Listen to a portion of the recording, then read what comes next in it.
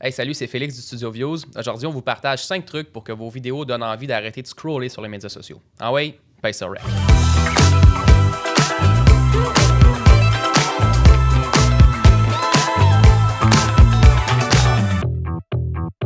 Hey, salut Guy, en forme? Yes, super, toi? Ça va super bien, merci. Je suis content d'être là aujourd'hui. Ben Un oui. sujet full intéressant. J'ai hâte d'en apprendre plus. Fait que je te lance premièrement direct dans le vif. Qu'est-ce qui fait qu'on se pose ces questions-là? Pourquoi on cherche des trucs pour que les gens arrêtent de scroller quand ils voient nos vidéos? Ben ça, je te dirais que c'est vraiment le défi. Là. On voit vraiment beaucoup de personnes qui ont envie de s'investir sur les réseaux sociaux, puis ont envie de créer des vidéos de meilleure qualité, mais il y a beaucoup d'erreurs que les gens, ils savent pas forcément que c'est des erreurs sur les réseaux sociaux, des mauvaises pratiques qui sont peut-être ancrées. OK.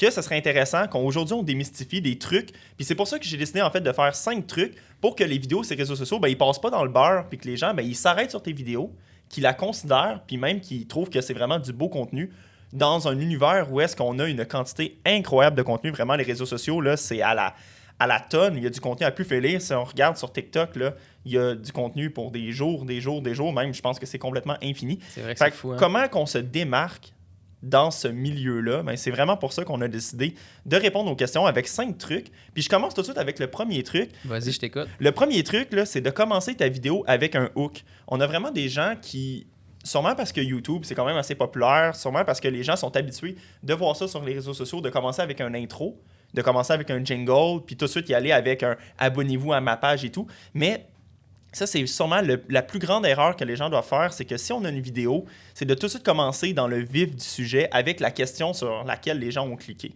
OK, ouais. Fait que si tu as une vidéo, puis dans cette vidéo-là, tu veux répondre à une question sur comment régler un problème chez un client ou comment régler un virus dans un ordinateur, ben de pas commencer avec « Hey, abonne-toi à ma page, puis moi, ben, je suis quelqu'un qui fait ça depuis longtemps », de tout de suite dire « Ben, gars, si tu as cliqué sur cette vidéo-là, c'est pour répondre à ce besoin-là », puis tu rentres tout de suite dans le vif du sujet en disant « Ben, écoute, ce problème-là, il peut être répondu en 3 étapes faciles, puis aujourd'hui, je te montre ces 3 étapes-là. » Au moins, les gens, ils savent que cette vidéo-là, « Ah, yes, j'ai cliqué là-dessus pour répondre à mon besoin. » Puis cette vidéo-là, elle répond bel et bien à ce besoin-là. OK, je comprends. Fait que dans le fond, avec le hook que tu nommes, ben, le terme français, dans le fond, c'est l'accroche. Là. Allons-y avec la loi 101, mais c'est parfait. En vidéo, il y a beaucoup de termes anglais, fait que c'est normal. Vous allez nous entendre dire des trucs que c'est ça, c'est pas français, mais on y va avec les normes. Puis c'est un jargon que vous allez être habitué là, si vous commencez à faire de la vidéo. Fait que le hook, c'est important. Première seconde, capter l'attention, évidemment. Puis dire de quoi cette vidéo-là va traiter. Comme ça, les gens savent à quoi s'en tenir, puis ils ont envie surtout de l'écouter. Je te re-challenge. Exemple, si on fait une vidéo un peu plus courte, une publicité qui va aller sur avant les vidéos sur YouTube, peut-être même à la télé, sur le web, une pub de 15 secondes habituellement, combien de secondes tu recommanderais d'utiliser au début comme hook là, pour que toute l'information passe là? Ben, je te dirais que généralement, les entreprises qui font les meilleures publicités, sur une publicité de 15 secondes, ils vont inclure rapidement, dans les 5 premières secondes, déjà le logo de l'entreprise. Si on parle, puis là, justement, c'est sûrement la publicité que je vais présenter à l'écran pour bien imager ça, une publicité de Vistaprint qui était super bien faite, un TV spot international qui ont publié autant au Canada français, Canada anglais qu'aux États-Unis. Puis ce qui était vraiment intéressant de cette publicité-là, c'est qu'un était super bien réalisé, mais aussi dans les 5 premières secondes d'une publicité de 15 secondes, il y avait déjà un zoom-in sur une carte d'affaires qui avait été faite pour que les gens ils sachent, aïe, ça a été fait par Vistaprint. Puis que même si tu as déjà skippé cette publicité-là, comme on va dire sur YouTube, on a des 5 secondes skippable ad, ben au moins, tu te dis, ben l'ensemble de ce que je voulais présenter aux personnes, qui était essentiellement ce que je fais, fait qu'une carte d'affaires, puis avec mon nom, ben c'était déjà là. Comme ça, au moins, l'essentiel de l'information a déjà été dans la tête de ton client potentiel. Merveilleux. Puis ça fait beaucoup de sens avec les études qui démontrent qu'en tant qu'être humain, là, on a un 5 secondes d'attention. Après ça, si on n'a pas été capté, c'est pas intéressant, on passe à autre chose. Fait qu'on a pesé suivant ou ignoré l'introduction, tu sais. Classique. Fait que c'est génial. Maintenant, j'imagine que, à moins que tu aies autre chose à ajouter, on pourrait passer au deuxième truc. Ben non, puis justement, ce que je trouve intéressant du deuxième truc, c'est que le deuxième truc, si on prend encore la publicité de Vistaprint, ben ils l'ont bien faite. On s'entend, c'est une publicité que je trouve vraiment très bien réalisée dans l'ensemble des sphères. Puis ils ont quand même intégré plusieurs titres. Le deuxième, c'est d'intégrer des visages à l'intérieur de ta publicité ou à l'intérieur de n'importe quelle vidéo que tu veux faire sur les réseaux sociaux. Puis la raison pourquoi c'est important d'intégrer des visages, c'est que si tu as des acteurs à l'intérieur, si tu as des gens qui doivent parler dans ta vidéo, au lieu de mettre n'importe quelle image inutile ou au lieu d'essayer de faire un graphique sur Canva, des trucs comme ça, en intégrant les personnes qui vont réellement parler dans ton contenu, ben tout de suite, les gens ils vont avoir rapidement une idée de à qui est-ce que ça s'adresse, cette vidéo-là, c'est qui la personne qui va me parler, puis c'est pour des entreprises que c'est dur des fois d'avoir une connexion entre tes clients et l'entreprise, mais là, ça va vraiment tout de suite créer une super belle connexion, une connexion qui est beaucoup plus personnelle parce que tu vas être capable de mettre un visage sur une publicité ou un visage sur un contenu, un visage derrière une entreprise qui est juste un grand nom. C'est super clair, c'est le fun. Puis ça me fait penser, j'ai une question justement. Pourquoi on est autant attiré par un visage quand on voit une face dans les premières secondes d'une vidéo? Qu'est-ce qui fait qu'on a envie de l'écouter et que ça nous attire? Ben, la raison pourquoi est-ce que les visages, ils nous donnent envie d'arrêter sur cette vidéo-là puis de la considérer plus qu'une autre qui n'aurait pas de visage, c'est parce qu'on est vraiment, en tant qu'humain, on est programmé pour reconnaître des visages, puis on est programmé pour, quand on reconnaît un visage, d'essayer de se demander « Hey, c'est qui cette personne-là? Est-ce que je la connais ou je la connais pas? » puis de faire une certaine validation. C'est pour ça qu'on est tellement programmé, en fait, que même dans des buildings, des formes, des peintures abstraites, même les nuages, des fois, on essaie de reconnaître des choses qui vont nous faire penser à des visages humains, qui vont nous faire penser à des choses qu'on connaît déjà. Maintenant, troisième truc, ça serait quoi? Écoute, le troisième truc, ça c'est sûrement un des plus importants, c'est d'intégrer du texte à l'intérieur de tes vidéos.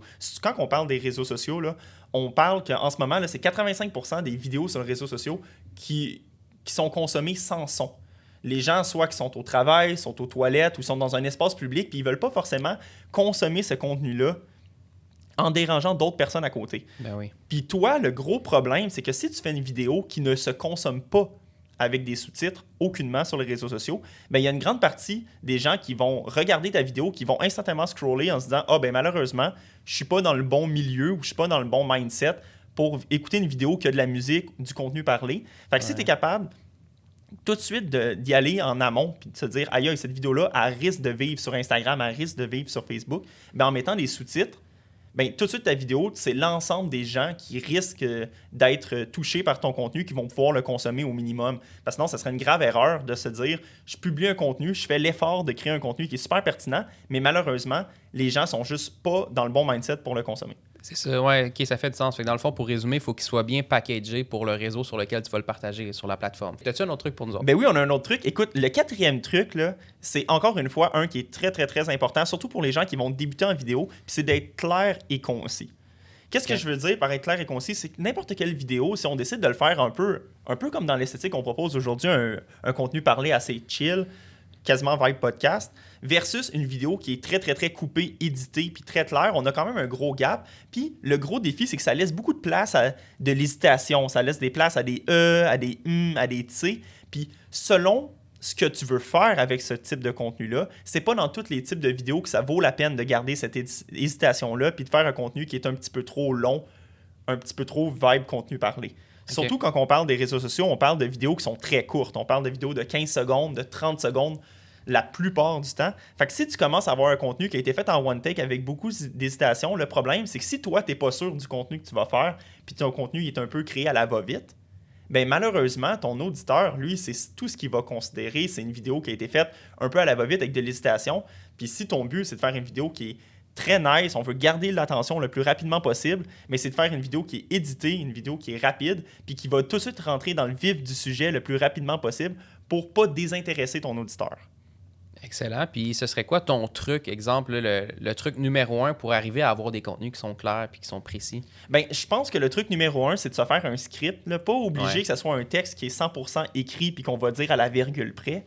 Mais ce qui est super important, c'est quand même de créer un contenu où est-ce que tu vas avoir une idée du squelette que tu vas faire. Fait que, un peu comme quand on se rappelle dans nos cours de français de secondaire 5 puis du cégep, c'est de faire une idée avec une introduction, avec un sujet amené, puis après, ça va ramener avec, on va dire, argument 1, argument 2, argument 3. On veut quand même avoir une structure, puis on va avoir une idée de où est-ce qu'on va aller. Puis ça va être vraiment plus facile pour toi de créer dans ta tête un speech qui va avoir du sens, un speech qui va être clair, si tu as déjà un squelette qui est déjà bâti. OK, parfait. Fait que oui, se préparer, puis c'est ce qu'on teste en ce moment. Hein. On le fait justement pour arriver à vous donner le plus de valeur possible. Faut planifier ce qu'on veut dire. Pas obligé que ça soit mot pour mot, mais au moins construire nos idées. Génial. Donc maintenant, j'imagine que tu as un 5e truc, si on a dit qu'on en ferait 5. Ben oui, le 5e truc, c'est de penser aux couleurs et au format dans lequel cette vidéo-là va exister. OK. Si par exemple, ta vidéo, tu te dis, OK, elle va vivre sur YouTube, ben là, on se dit, OK, est-ce que c'est YouTube normal ou c'est YouTube Short? Si tu me dis YouTube normal, on s'entend qu'on va y aller pour un format panoramique, puis c'est parfait parce que c'est ce que les gens vont consommer. Mm-hmm. Mais si par exemple, tu te dis, ah ben non, moi, ma vidéo est faite pour Facebook, est faite pour TikTok, est faite pour un YouTube Short, mais de tout de suite créer un contenu qui va être dans un format téléphone, déjà là, ça va respecter où est-ce que les gens peuvent le consommer. Fait que ça va créer un format qui est vraiment plus agréable visuellement. Parfait. Puis peut-être pour vulgariser un peu pour les gens qui nous écoutent, quand on parle de format pour un cellulaire, bon, c'est du vertical. Fait que c'est de s'assurer que la vidéo elle soit formatée justement pour qu'elle prenne tout l'écran. puis que ça soit le fun, puis facile à consommer. Ça donne le goût de l'écouter quand tu as l'impression que ça a été pensé pour ton expérience d'utilisateur. Là. Exactement. Puis, Yes. advenant quand même que tu as un format qui est horizontal, classique, là, fait pour YouTube, puis que tu as envie de le mettre sur une plateforme qui est plus destinée au téléphone cellulaire, il y a quand même certaines techniques que tu peux faire. Puis ça m'amène à ce que j'avais dit au départ, de penser aux couleurs. Ben, c'est super intéressant d'ajouter de la couleur en background à tes vidéos pour les rendre poppy puis pour qu'ils se distinguent de la concurrence. Fait que, je sais pas si on parle d'une vidéo classique panoramique, mais tu pourrais quand même mettre un fond rose pâle, un fond bleu, quelque chose qui va souvent représenter tes couleurs d'entreprise, puis qui va permettre à l'auditeur de tout de suite avoir envie, à cause des couleurs vives, de cliquer sur ta vidéo. OK, je comprends. Fait que même si on a fait une vidéo, disons, horizontale pour que les gens les écoutent sur ordinateur, mais qu'on décide de le repackager pour l'utiliser sur un écran cellulaire, on pourrait quand même garder la vidéo au centre, mais utiliser un arrière-plan de couleur puis ajouter du texte. Puis ça me fait penser aussi quelque chose qu'on voit beaucoup sur YouTube, mais qu'il ne faut pas négliger sur les autres plateformes, le thumbnail. En français, c'est la miniature, là, c'est l'image qui est comme la couverture. Avant que la vidéo parte, tu vois quelque chose qui donne le goût de cliquer dessus. As-tu des conseils ou as-tu quelque chose à rajouter sur ça? Est-ce que c'est important de penser à une bonne miniature? Ben, la bonne miniature, elle va respecter un peu l'ensemble des trucs qu'on va dire, qu'on a dit aujourd'hui dans l'épisode. Mais les plus importants, c'est si tu as des gens qui vont parler dans cette vidéo-là, c'est de mettre les visages tout de suite. Puis là, des bonnes pratiques que YouTube utilise qui sont vraiment très intéressantes, c'est d'utiliser aussi des expressions dans ces miniatures-là. Comme si c'est une vidéo qui va faire découvrir quelque chose ou une vidéo qui va, je sais pas, là, qui va impressionner, qui a un suspense à l'intérieur, on raconte une histoire, mais d'avoir un visage qui va représenter un peu l'expression que tu essaies de faire vivre à ton auditeur, c'est super intéressant parce que déjà, les gens ils ont une idée de à quoi s'attendre, puis ils sont beaucoup plus intrigués par une expression faciale qui veut dire quelque chose que juste une personne. Fait que ça, c'est comme le petit step-up en haut. Là. Puis, ou sinon, ben, d'intégrer des couleurs vives, n'importe quand. Soit tes couleurs d'entreprise, soit une belle couleur qui va agencer avec l'image que tu as envie de proposer. Ou simplement, quelque chose qui est assez connu, assez populaire, c'est de vraiment détourer la personne sur un green screen, puis d'avoir un visage avec n'importe quelle couleur que tu as envie de mettre, puis un beau titre. Parfait. Puis c'est la première impression que tu vas faire, dans le fond. C'est la première image que les gens vont voir. Il faut que ça donne envie de cliquer. Fait que je pense que ça nous amène vers une conclusion. Si tu avais à résumer en général, sans repasser, ben, tu peux repasser les 5 trucs, mais rappeler à quel point c'est important, puis comment les gens doivent mettre ça au centre de leur création de contenu. Ben, c'est sûr que ça doit être au centre de la création de contenu. Puis si je devais comme dire les plus importants dans un ordre croissant, je pense que le plus important, c'est vraiment d'avoir un hook au départ. Ça, c'est numéro 1. La première chose que les gens devraient faire avant même de commencer à rec, c'est de se dire, est-ce que mon introduction, elle me donne envie de continuer dans le reste de mon contenu? Si la réponse est non, travaille sur ton intro, recommence, je t'attends que ton intro soit vraiment cool. Le deuxième truc, le plus important, c'est clairement de mettre des visages. On veut mettre des visages autant dans la miniature que dans ta vidéo, parce que si tu as des gens qui parlent, c'est vraiment eux que tu dois mettre de l'avant.